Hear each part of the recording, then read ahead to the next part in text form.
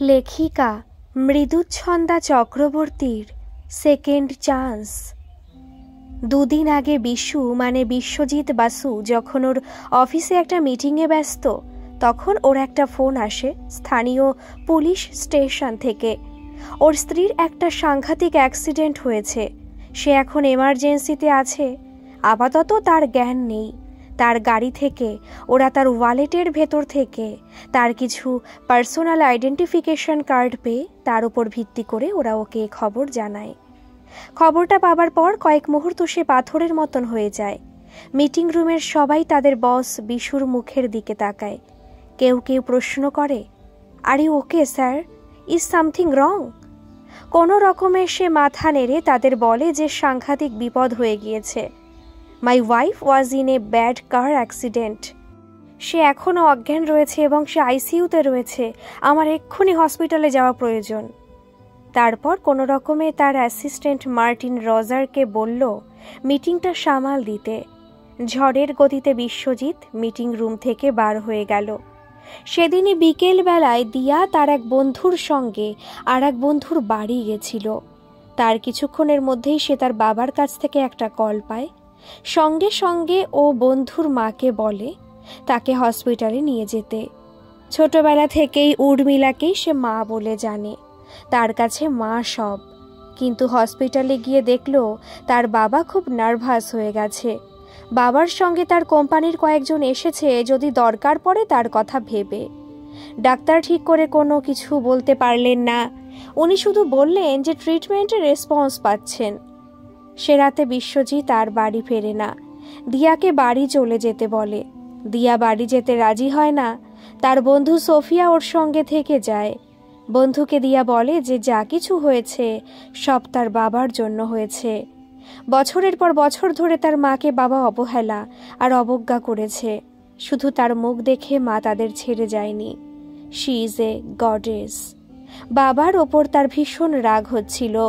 যখন বিশ্বজিৎ একা ওয়েটিং রুমে বসেছিল, দিয়া তার সামনে গিয়ে একবার বলল, এই সমস্ত কিছু তোমার জন্য হয়েছে। আমি তাকে প্রত্যেক দিন দেখি, তাকে অনেক একা এবং হতাশাগ্রস্ত লাগে। তুমি তাকে বিয়ে করেছো, কিন্তু তুমি তাকে ভালোবাসো না। আচ্ছা, তার কি এটাই প্রাপ্য? তার জন্য আমি আছি, কিন্তু আমি কি তার জন্য যথেষ্ট? তুমি তাকে ডিভোর্স কেন দাও না যখন তুমি তার সাথে থাকতে স্বাচ্ছন্দ্য বোধ করো না, আর যখন তুমি তোমার মৃত স্ত্রীকে ভুলতেই পারছো না? মেয়ের মুখের দিকে অসহায়ভাবে তাকিয়ে রইল বিশ্বজিৎ। কোনো কথা বলতে পারল না, শুধু মাথা নাড়ল। দিয়া পরদিন সকালে বিশ্বজিতের হাতে দিল উর্মিলার হাতে লেখা বিশ্বজিতের নামে একটা চিঠি। বিশুদা, আমি এই চিঠি লিখতে বসেছি কারণ আমার ভেতর এক চাপা কান্না বহুদিন ধরে জমা হচ্ছে। আমি আর সেটা বয়ে বেড়াতে পারছি না। তোমাকে আমি অনেকভাবে বলার চেষ্টা করেছি আমার মনের কথা, কিন্তু তোমার নিরুত্তাপ মনোভাব আমাকে প্রতিবার নিরস্ত্র করেছে।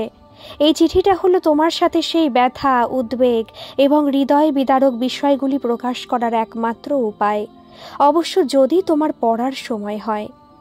আমি আমেরিকায় এসেছিলাম অনেক স্বপ্ন নিয়ে, কিন্তু ভাগ্যের পরিহাসে সব পাল্টে যায়। আমি যে মুহূর্তে দিয়ার ছোট্ট মুখটি হাসপাতালে দেখেছিলাম, সে মুহূর্তে ঠিক করেছিলাম ওর জন্য আমি সব কিছু ছাড়তে প্রস্তুত। জানি না সেটা ঠিক কি ভুল ছিল। হয়তো আমার স্বার্থপর হওয়া উচিত ছিল। আমি আমার দিদিকে নিজের প্রাণের চেয়েও বেশি ভালোবাসতাম, তাই আমার সব কিছু শুধু দিদির জন্য করেছি। তোমাকে বাদ দিয়ে কিছু করা সম্ভব ছিল না, কারণ তুমি দিয়ার বাবা আর আমার দিদির ভালোবাসার মানুষ। আমি স্বেচ্ছায় সব করেছিলাম কারণ আমি জানতাম যে ওই ছোট্ট শিশু তার মাকে হারানোর পর ঠিক মতন বেঁচে থাকতে পারবে না। আমি জানতাম সুস্থভাবে বেঁচে থাকার জন্য আর বড় হবার জন্য তার দরকার মায়ের স্নেহ। তোমার পক্ষে সেটা দেওয়া সম্ভব ছিল না। তোমার তখন যা মানসিক অবস্থা ছিল, তুমি দ্বিতীয় বিয়ের জন্য প্রস্তুত ছিলে না। এখনও কি প্রস্তুত? তুমি কি কখনো আমাকে মেনে নিয়েছো নিজের স্ত্রী হিসেবে? আমি তো তোমার কাছে বিনা পয়সার নেনি। আমি আমার সমস্ত শক্তি আর ভালোবাসা ঢেলে দিয়েছি দিয়াকে সুস্থ রেখে বড় করার জন্য। হ্যাঁ, আমি তোমার জন্য করেছি। জানি না তুমি সে কথা কোনোদিন মানবে কিনা। তোমার মধ্যে এক দুর্ভেদ্য পাথরের দেওয়াল দিয়ে তুমি নিজেকে আমার থেকে সরিয়ে রেখেছো। আজ দিয়া আমাকে যতটা মা বলে জানে, ততটা কি তোমাকে চেনে?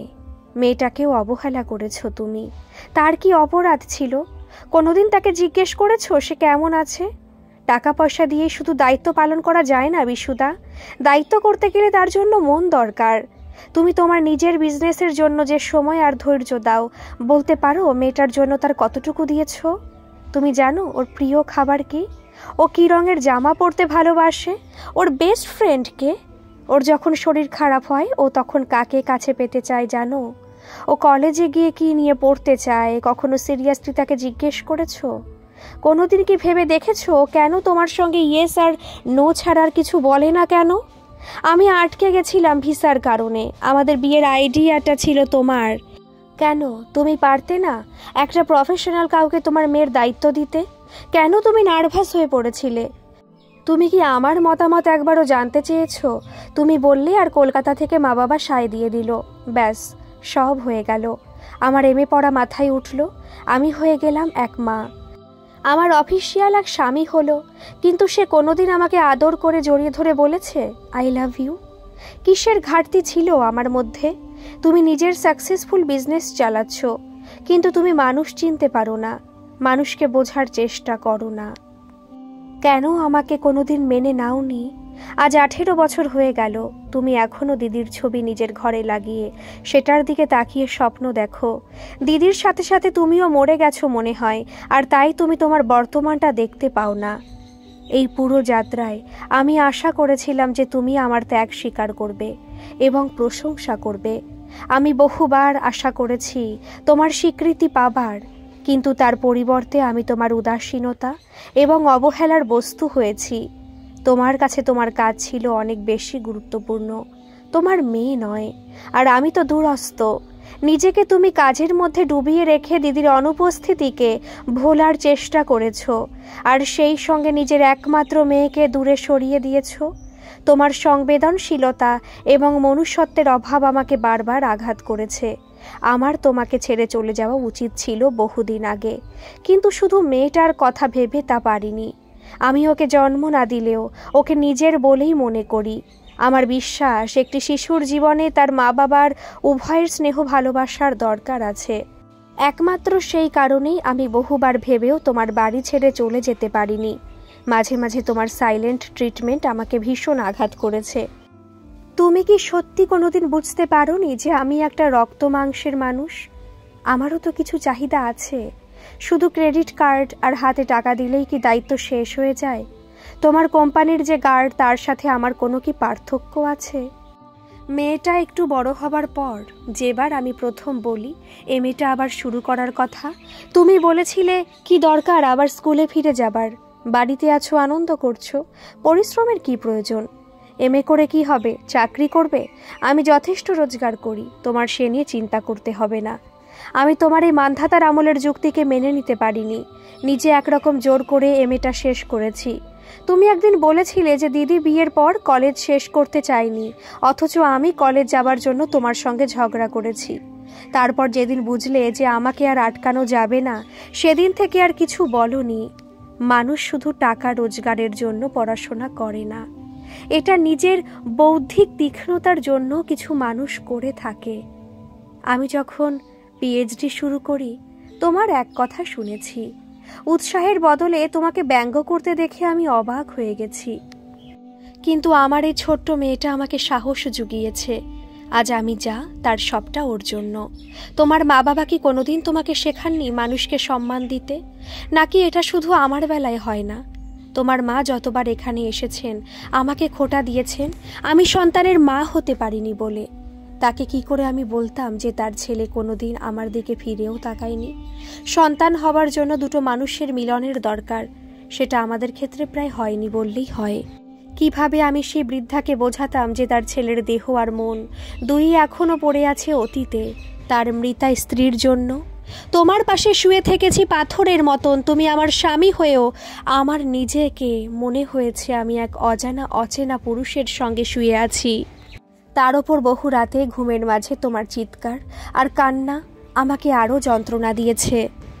তুমি দিদিকে ভুলতে পারোনি, তার নাম ধরে কেঁদেছ। আমার রাতগুলো কেটেছে একা। আমি আমাদের নিজের বাড়িতে এক অচেনা মানুষের মতন থেকেছি। আমাদের মধ্যে শীতল নীরবতা কেবল আমার বিচ্ছিন্নতার বোধকে আরও গভীর করে তুলেছিল। এমন কিছু মুহূর্ত ছিল যখন আমি আমার নিজের মূল্য নিয়ে প্রশ্ন তুলেছিলাম, বারবার নিজেকে জিজ্ঞেস করেছি যে আমার ত্যাগ তোমার কাছে কেন কোনো মূল্য পায়নি। উত্তর খুঁজে পাইনি। বিশুদা, আমি আজ ক্লান্ত। আমার অস্তিত্বের কোনো মূল্য নেই, সেটা পলে পলে বুঝতে শিখেছি।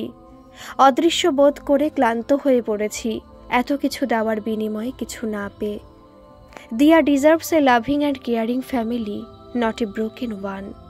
আমি তাকে জন্ম না দিলেও সে আমার ব্যথা অনুভব করে। হাজার হলেও আমার সাথে তার একটা রক্তের সম্পর্ক তো আছে। আমাদের এই দূরত্ব সে আগেও বুঝেছে, আর এখন আরও বেশি করে বুঝতে পারে। সে এখন 18 বছরের একজন অ্যাডাল্ট। তার বোঝার ক্ষমতা হয়েছে। এবার সময় এসেছে আমার তোমার পৃথিবী থেকে মুক্তি পাবার। আগস্ট মাসে দিয়া কলেজ চলে গেলে আমাকে তার আর দরকার হবে না, তোমারও দরকার হবে না আমাকে। আমাকে মুক্তি দাও। আজ আমি আমার নতুন চাকরির অফার অ্যাকসেপ্ট করেছি। আমাকে আমার মতন করে বাঁচতে দাও। দিয়ার জন্য আমার দরজা সবসময় খোলা থাকবে, কারণ ও আমার মেয়ে। শুধু তোমার লিগ্যাল ওয়াইফ হয়ে বেঁচে থাকতে চাই না আমি নিজের মতন করে বেঁচে থাকতে চাই। তোমার জীবনে আমার বোধহয় কোনো প্রয়োজন নেই। তোমরা ভালো থেকো, উর্মিলা। এবার ফিরে যাই আমরা প্রায় 22 বছর আগে। শর্মিলা আর উর্মিলা দুই বোন। তাদের বয়সের ব্যবধান 2 বছরের। তারা বোনের থেকে বন্ধু বেশি। দুজনকে দেখতে অনেকটা একরকম। অনেকেই ভাবতো তারা যমজ। শর্মিলা যখন কলেজ প্রায় শেষ করে ফেলেছে, সে সময় ওর এক বান্ধবীর বিয়েতে তার আলাপ হয় বান্ধবীর জ্যাঠতুতো দাদার সঙ্গে। সেই থেকে তাদের আলাপ আর ভালোবাসা। বন্ধুর দাদা সে সময় আমেরিকাতে MBA শেষ করে একটা কোম্পানিতে ভালো একটা চাকরি করছে, বছর 2 হয়। সে খুড়তুতো বোনের বিয়ের শেষে বিদেশে ফিরে যাবার সময় শর্মিলাকে তার প্রেম নিবেদন করে। আর শর্মিলাও বিশ্বজিতের প্রেমে হাবুডুবু খাচ্ছে। বেশ কিছুদিন তাদের চিঠি আর মধ্যরাত্রির ফোনে কথাবার্তা হয়। তারপর একদিন বিশ্বজিতের মা বাবা শর্মিলাদের বাড়ি এসে তাদের ছেলের সঙ্গে শর্মিলার বিয়ের প্রস্তাব দেয়। এরপর শর্মিলার বিশ্বজিতের খুব ধুমধাম সহকারে বিয়ে হয়। তার 2 সপ্তাহের মধ্যে শর্মিলার স্বামী বিশ্বজিতের হাত ধরে প্লেনে চেপে আমেরিকাতে পাড়ি দিল। ওর বিয়ে পরীক্ষার আর মাত্র কয়েক সপ্তাহ বাকি ছিল। ওর মা বাবা এবং বিশ্বজিৎ অনেক করে বলল পরীক্ষা দিয়ে আমেরিকা যাবার কথা, কিন্তু যে মেয়ের পড়াশোনা কোনোদিন ভালো লাগেনি, করতে হয় বলে করেছে, তার নতুন বিয়ের পর স্বামীকে ছেড়ে কি করবে পরীক্ষা দিয়ে? হাতি ঘোড়া বানাবে নাকি সংসার বাঁধবে? ওদের ঠাকুমা নাতনির আইডিয়াটা ভালো জানিয়ে দিলেন। ব্যাস, 2 বড় সুটকেসে জমা হতে থাকলো শাড়ি, সালোয়ার, আরও কত কিছু। শর্মিলার বিয়ে ঠিক 1.5 বছর পর উর্মিলা তার MA পড়ার জন্য আমেরিকাতে আসার চেষ্টা করতে লাগলো। ভালো স্কলারশিপ পেয়েও গেল, কারণও ছিল দিদির ঠিক উল্টো। অসম্ভব মেধাবী, তবে দিদির কাছে নয়। সে আসলো সান ফ্রান্সিসকোতে, আর শর্মিলা থাকতো তখন বোস্টনে। প্রত্যেকের বিশ্বাস ছিল যে 2 বোন এবার আবার আগের মতন কাছাকাছি থাকতে পারবে। কিন্তু উর্মিলা ওরফে উর্মির পক্ষে দিদির সঙ্গে দেখা হওয়া খুব একটা সহজ ছিল না, কারণ তাকে ইউনিভার্সিটি যেতে হতো এবং অফ ক্যাম্পাসে কাজও করতে হতো। আমেরিকা আসার পর সে মাত্র একবার ছুটিতে দিদির কাছে এসেছিল কদিন থাকার জন্য, আর একবার তার দিদি শর্মিলা তার কাছে গেছিল। বিশ্বজিৎ তখন সবেমাত্র নিজের সফটওয়্যার ডেভেলপমেন্টের বিজনেস শুরু করেছে, তাই সে যেতে পারেনি। তবে প্রতিদিন রাত্রে তারা ফোনে কথা বলেছে। উর্মি তাদের প্রেমের গল্প শুনে অবাক হয়ে যেত। তার কাছে মনে হতে থাকে এই হলো আদর্শ স্বামী স্ত্রী, ঠিক যেমনটি সিনেমাতে দেখা যায়। সে যখন বোস্টনে গেছিল তখন ওদের দুজনের জড়িয়ে ধরা, গোপনে চুমু খাওয়া, এসব দেখে তাদের প্রেমে অভিভূত হয়ে গেল। নিজের মনকে বলতে লাগলো, ভালো যদি কাউকে বাসতে হয় তাকে বিশুদার মতন হতে হবে, তা না হলে হবে না। তার কাছে দিদি আর বিশুদার প্রেম নমস্য। দেখতে দেখতে দিন যেতে লাগলো। দিদি প্রতি সপ্তাহে মা বাবাকে চিঠি লেখে, উর্মিকে ফোন করে নিজের সুখের গল্প করে, মাঝে মাঝে আবার ফোন করে মা ঠাকুমার কাছ থেকে রেসিপি চায়। পরের দিন আবার ফোন করে বলে বিশুর চিংড়ি মাছের মালাইকারিটা বিশুর দারুণ লেগেছে, তবেও তাতে গরম মশলা দিতে ভুলে গেছি, কিংবা ফ্রাইড রাইসে ঘি দিতে ভুলে গেছি, কিন্তু বিশু সোনা মুখ করে খেয়েছে। কোনো ডিম্যান্ড নেই, যা দেওয়া হয় সে তাই খায়, ইত্যাদি ইত্যাদি। আবার মাঝে মাঝে দেশে আর উর্মিকে বড়খামে ভর্তি করে ওদের উইকেন্ডের ট্রিপের ছবি পাঠায়। তাতে দেখা যায় দুজনে বসে আছে বিচের ধারে, নতুন গাড়িতে হেলান দিয়ে দাঁড়িয়ে আছে শর্মিলা। এই গাড়িটা ওর জন্য কিনেছে বিশু, তবে ও এখনও ড্রাইভিং শিখে উঠতে পারেনি। পরের সামার আসলেও শিখবে। তখন ইমেল ছিল না, তাই সব পোস্ট অফিস থেকে পোস্ট করতে হতো। এভাবে বছর দু একবার যাবার পর একদিন সকালে বাড়ির সবাই ফোনে জানতে পারল শর্মিলা সন্তান সম্ভবা। সবাই তো আনন্দে উচ্ছ্বসিত। প্রথম 3 মাসের পর থেকে শর্মিলার শরীর একটু একটু করে খারাপ হতে শুরু করলো। ওর নানান রকমের উপসর্গ দেখা দিল। ডাক্তার শর্মিলাকে নিজের ওপর খেয়াল রাখতে বলেন, তা না হলে ডেলিভারির সময় প্রবলেম দেখা দিতে পারে, আর সেটা মারাত্মক ক্ষতিকারক হবে। তারপর এক সময় ওর ডেলিভারির দিন এগিয়ে এলো। ডেলিভারির 2 দিনের মাথায় শর্মিলা পালমোনারি অ্যাম্বোলিজম থেকে কোলাপস করে। কয়েক ঘন্টাও বেঁচে ছিল লাইফ সাপোর্টে, তারপর সব শেষ হয়ে যায়। বিশু সদ্যজাত শিশু দিয়াকে কোলে নিয়ে পাগলের মতন কাঁদতে থাকে। তখন নার্সরা নানাভাবে সাহায্য করার চেষ্টা করে। নিরুপায় হয়ে সে উর্মিলাকে ফোন করে অবিলম্বে বোস্টনে আসার জন্য। দিদির এরকম আচমকা চলে যাবার কথা উর্মিলা কিছুতে বিশ্বাস করতে পারছিল না। মাত্র 2 দিন আগে সে দিয়ার জন্মানোর খবর শুনেছে বিশুদার মুখে। এর মধ্যে একটা কংগ্রাচুলেশনস কার্ড আর কিছু বেবি আইটেম মেল করে পাঠিয়ে দিয়েছে। এখন কি হবে, কি দেখবে এই 2 দিনের বাচ্চাটাকে? আর কোনো কিছু চিন্তা না করে উর্মিলা একটা ব্যাকপ্যাক নিয়ে সোজা চলে যায় সান ফ্রান্সিসকো এয়ারপোর্টে। সেখানে গিয়ে কোনো রকম টিকিট জোগাড় করে বঞ্চিকে সুস্থভাবে বাঁচিয়ে রাখার উদ্দেশ্য নিয়ে বোস্টনের দিকে যাত্রা করে। দিদির মুখটা খালি তার চোখের সামনে ভেসে উঠেছে। আর যখন সেই ছোট শিশু দিয়ার মুখটা দেখে, তখন নিজের অজান্তে চোখে জল আসে। বিশু বেবি সিটারের ওপর ভরসা করতে পারছিল না। মেয়ের হঠাৎ করে এরকম অসময়ে মৃত্যু মেনে নিতে পারেননি শর্মিলার মা। তিনি শয্যাশায়ী হয়ে পড়েন। তার আসার কথা ছিল ডেলিভারির পর, অতএব সব দায়িত্ব পড়ল গিয়ে উর্মির ওপর। নিজের পড়াশোনা আর কাজ নিয়ে ব্যস্ত উর্মি কোনোদিন কোনো বাচ্চার দায়িত্ব নিতে হয়নি। তাকে হঠাৎ করে মায়ের দায়িত্ব নিতে হয়, আর তার সঙ্গে এক স্ত্রীহারা স্বামীর দায়িত্বও নিতে হয়। ছোট শিশুটির দেখাশোনা করাটা অতটা কঠিন ছিল না, কারণ বিশুর এক হোম হেল্প ছিল শর্মিলার প্রেগনেন্সির সময় দেখাশোনার জন্য। বিশুকে সামাল দেওয়া ছিল খুব কঠিন কাজ। স্ত্রীর শোকে মানুষটা পাগলের মতন হয়ে গেল। এদিকে তার কোম্পানির থেকে লোকজন বারবার তার খবর নিচ্ছে। সে খাওয়া দাওয়া বলতে গেলে বন্ধ করে সারাদিন বিছানায় শুয়ে থাকত। দেওয়ালে শর্মিলার বড় পোর্ট্রেটের দিকে এক দৃষ্টিতে তাকিয়ে থাকত। উর্মি খাবার এনে সামনে রাখলেও খেত না। একদিন সাহস করে তাকে খাইয়ে দেবার চেষ্টা করল। তখন সে মুখ ঘুরিয়ে ব্যালকনিতে চলে গেল।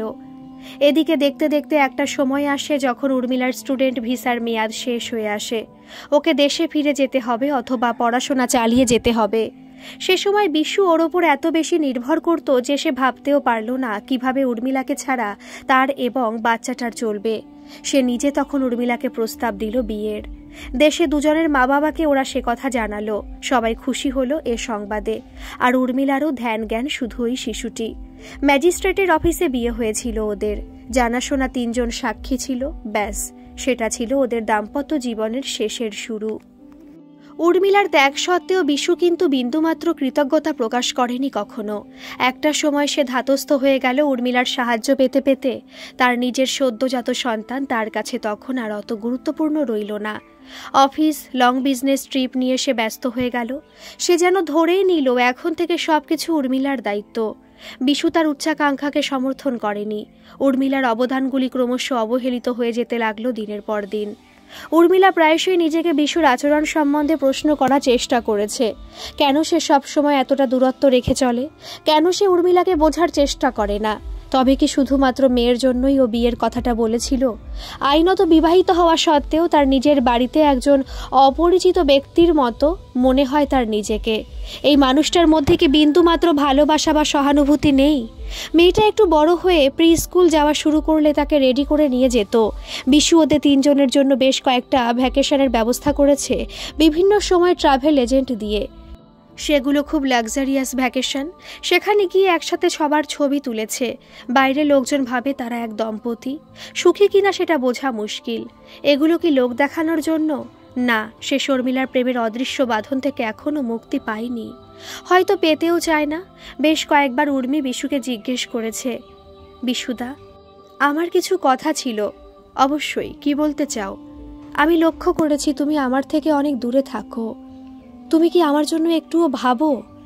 আমি জানি না তোমার কেন এ কথা মনে হচ্ছে। এই তো আমি তোমার সামনে দাঁড়িয়ে আছি না? এখানে দাঁড়িয়ে থাকাই কি সব? তোমার কি আদৌ আমার সম্বন্ধে কোনো ফিলিংস নেই? তুমি কি আমাকে ভালোবাসো? ভালোবাসা ভীষণ জটিল। আমি কিসের মধ্যে দিয়ে যাচ্ছি তুমি তো জানো। একবার ওদের বিয়ের প্রায় 4 বছর পর বিশুর মার দেশ থেকে ওদের বাড়ি আসা ঠিক আগের দিন উর্মি আবার বিশুকে প্রশ্ন করে, বিশুদা, আমি আমাদের নিজের বাড়িতে থাকি, কিন্তু তোমাকে মনে হয় এক অপরিচিত মানুষ। কেন তুমি আমাকে সবসময় দূরে সরিয়ে রাখো? এটি ইচ্ছাকৃত নয় উর্মিলা, আমি জানি না কিভাবে নিজেকে বদলাবো। তোমার ব্যবহার আমাকে কষ্ট দেয়, সেটাকে তুমি বুঝতে পারো? আমি কি করতে পারি বলো? তোমার মা আসবেন কাল, উনি আগেও আমাকে জিজ্ঞেস করেছেন আমাদের কোনো বাচ্চা হয় না কেন। সে কথা তুমি কি কখনো ভেবে দেখেছ? কে বলল আমাদের কোনো বাচ্চা নেই? দিয়া কি হাওয়াতে উড়ে এসেছে? আমি কি বলতে চাইছি তুমি খুব ভালো জানো। প্লিজ ইগনোর করো না এভাবে। রাতের পর রাত তারা একে অপরের অপরিচিতর মতো বিছানায় ঘুমোতো।